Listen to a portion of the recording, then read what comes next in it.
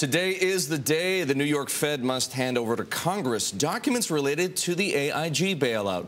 Lawmakers want to know why AIG fully reimbursed counterparties for some $62 billion of CDOs after Bloomberg earlier this month reported that the New York Fed told AIG to remove that detail and others from a regulatory filing. Bloomberg's Hugh Son broke the story, and he's here with the latest. Hugh, the situation continues to develop here. Tim Geithner under a tremendous amount of pressure. He, of course, is the Treasury Secretary. You've gotten a second batch of emails between the New York Fed, its lawyers, and AIG. What do they say? So, right, in this second batch of emails we obtained, it really provides some context to the point we made in the January 7th piece, which is there were people at AIG who were pushing to make this more clear, more transparent, that the counterparties were being paid, made whole on their swaps. And they characterized the kind of pushback that they were getting from the Fed, didn't they? Sure. They, so you have a CFO of one of the divisions saying, "Hey, let's make this really clear. There's a lot of confusion. People don't understand it. Let's make it clear for them." And then you have another AIG executive saying, "That would be great, but the Fed's very sensitive on this topic." So how does this make Tim Geithner look? Well, it adds further, I guess, sort of color to the idea that the New York Fed wasn't going out of its way to make anything clear for people to understand about this transaction. You have talked to some people outside the situation who are trying to bring some perspective to the story.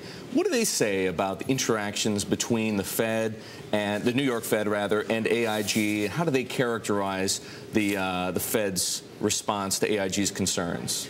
They really say that the New York Fed, according to the people I've talked to, they say that the New York Fed can say what it wants, that it's allowing that AIG to make its own decisions, but it's really clear who's in the driver's seat here. It's the New York Fed. What about the New York Fed's own defense? Bill Dudley, the current chairman of the New York Fed, has come out in trying to defend the actions. Tom Baxter, the general counsel at the New York Fed, has issued a statement of his own. What are they trying to tell us? Because it seems like there's a lot of smoke. Some people see fire, and the New York Fed is telling us it's nothing but smoke, right? Well, the New York Fed maintains that everything that people needed to know about those counterparty transactions was actually included in regulatory filings in December. There were a pair of them in that month. The people I've talked to, and our readers can feel free to take a look at the filing as a link to our story, but they just kind of give you a bunch of the figures and sort of let the reader try to come to his own conclusion. The special inspector charged with sort of policing TARP, right, Neil Borowski, I mean, he in a report said the regulator made limited efforts to secure discounts. I mean, where does this fit in with the piece of the puzzle? Well, it gives the impression that the New York Fed didn't try awfully hard to try to secure discounts from counterparties. We know last week that Lloyd Blankfein didn't even know about this effort at Goldman Sachs. So apparently the New York Fed made efforts that didn't even rise to the CEO level at Goldman Sachs. And let's just remind everybody what happened, right? AIG was trying to get these counterparties, Goldman, Societe Generale, Merrill Lynch, Deutsche Bank, we should name a few others in addition to Goldman, to take a haircut of about 40%, which is to say accept 60 cents on the dollar instead of 100 cents on the dollar. What happened after the New York Fed took over those negotiations? So they took over the negotiations sometime in late October, early November. They tried over 2 days. They made phone calls to 8 of the biggest counterparties, including Goldman Sachs. They made it clear that the negotiations were completely voluntary.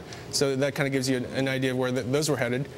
And perhaps that explains why, as you just pointed out, that conversation, or at least details of that conversation, never made it up to the CEO's office at Goldman Sachs. Right, which is curious. And one of the, I guess, larger themes here is something we've been talking about all year, which is, was the U.S. taxpayer protected? I mean, this is part of the furor.